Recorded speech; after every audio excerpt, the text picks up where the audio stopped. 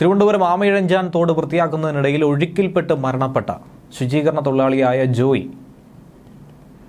ആ മരണത്തിന് ഉത്തരവാദി തിരുവനന്തപുരം കോർപ്പറേഷനാണെന്നും കോർപ്പറേഷൻ ഭരിക്കുന്ന മേയർ ആര്യ രാജേന്ദ്രനാണെന്നുമുള്ള ആരോപണമാണ് ഇപ്പോൾ ശക്തിപ്പെടുന്നത്. മേയർക്കെതിരെ ശക്തമായ വിമർശനങ്ങൾ കഴിഞ്ഞ 2 ദിവസമായി തന്നെ ഉയർന്നു കേൾക്കുകയാണ്. കേസെടുക്കണമെന്നും മനഃപൂർവ്വമുള്ള നരഹത്യയ്ക്കാണ് കേസെടുക്കേണ്ടതെന്നുമാണ് BJP ആവശ്യപ്പെടുന്നത്. ഇതുകൂടാതെ 1 കോടി രൂപയുടെ നഷ്ടപരിഹാരവും ജോയിയുടെ കുടുംബത്തിന് നൽകണമെന്ന ആവശ്യമാണ് ഇപ്പോൾ ഉയരുന്നത്. എന്തായിരുന്നാലും കേസ് കോടതി പരിഗണനയ്ക്കായി എടുത്തിട്ടുണ്ട്. ശുചീകരണ തൊഴിലാളിയായ ജോയി മരിച്ച സംഭവത്തിൽ തിരുവനന്തപുരം നഗരസഭയ്ക്കെതിരെ രൂക്ഷ വിമർശനം ഉയർത്തുന്നത് BJP സംസ്ഥാന അധ്യക്ഷൻ K. സുരേന്ദ്രനാണ്. BJP നേതാക്കളൊക്കെ തന്നെ ഇതിന് മുന്നോടിയായി തന്നെ രംഗത്ത് വന്നിരുന്നു. പ്രതിപക്ഷ നേതാവും നഗരസഭയെ പ്രതിക്കൂട്ടിലാക്കി രംഗത്ത് വരുന്നുണ്ട്. നഗരസഭയുടെ കൃത്യവിലോപവും കെടുകാര്യസ്ഥതയുമാണ് ഇങ്ങനെ ഒരു അപകടം, ഒരു ദുരന്തമുണ്ടാക്കിയത്.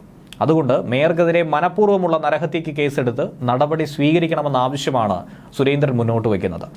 സ്വന്തം ഉത്തരവാദിത്വത്തിൽ നിന്നും ഒളിച്ചോടാൻ റെയിൽവേയുടെ തലയിൽ എല്ലാം കെട്ടിവെക്കുന്ന ഒരു ശ്രമമാണ് മേയർ ഇപ്പോൾ നടത്തിക്കൊണ്ടിരിക്കുന്നതെന്നും അദ്ദേഹം എടുത്തു പറഞ്ഞു. തിരുവനന്തപുരം നഗരസഭയിൽ വികസന പ്രവർത്തനങ്ങൾക്ക് വേണ്ടി കോടികളാണ് ചിലവിട്ടുകൊണ്ടിരിക്കുന്നത്. എന്നിട്ടും കാലാകാലങ്ങളായിട്ടുള്ള വെള്ളക്കെട്ട് പരിഹരിക്കുന്നതിനും മാലിന്യ നിർമ്മാർജ്ജനത്തിനും നഗരസഭയ്ക്ക് ഗുരുതര വീഴ്ചയാണ് സംഭവിക്കുന്നത്. നഗരസഭ റെയിൽവേയെ കുറ്റപ്പെടുത്തിയത് രാഷ്ട്രീയ ലക്ഷ്യത്തോടെയാണ്. വീഴ്ച മറച്ചുവെക്കാനാണ് റെയിൽവേയുടെ മേൽ പഴിചാരുന്നത്.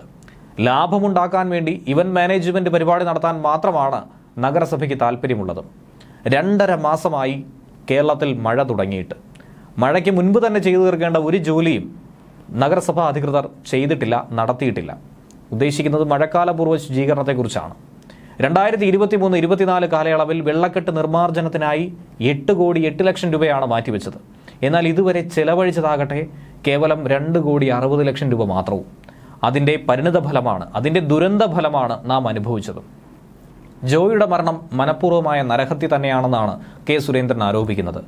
തിരുവനന്തപുരത്തെ മേയർ ധിക്കാരവും കഴിവുകേടും നിറഞ്ഞൊരു വ്യക്തിയാണെന്നും കഴിവുകെട്ട ഭരണമാണ് തിരുവനന്തപുരം നഗരത്തിൽ നടക്കുന്നതെന്നും ധിക്കാരവും അഹങ്കാരവും മാത്രമാണ് മേയർക്ക് സ്വന്തമായിട്ടുള്ളതെന്നും സുരേന്ദ്രൻ കുറ്റപ്പെടുത്തിയിട്ടുണ്ട്. സർക്കാർ 1 കോടി രൂപ ജോയിയുടെ കുടുംബത്തിന് നഷ്ടപരിഹാരം അതുകൊണ്ട് തന്നെ നൽകണമെന്നും അതോടൊപ്പം റെയിൽവേയുടെ ഭാഗത്ത് പിഴവ് സംഭവിച്ചെങ്കിൽ റെയിൽവേയും സഹായിക്കണമെന്നാണ് BJP നിലപാട് സ്വീകരിച്ചിരിക്കുന്നത്.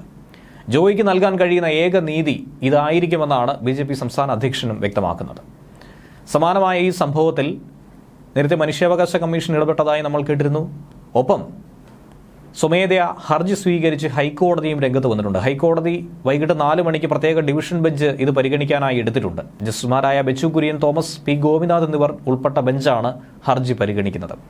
46 മണിക്കൂർ നേരത്തെ തിരച്ചിലിനൊടുവിലാണ് തകരപ്പറമ്പ് വഞ്ചിയൂർ റോഡിലെ കനാലിൽ നിന്നും ജോയിയുടെ മൃതദേഹം കണ്ടെടുത്തത്.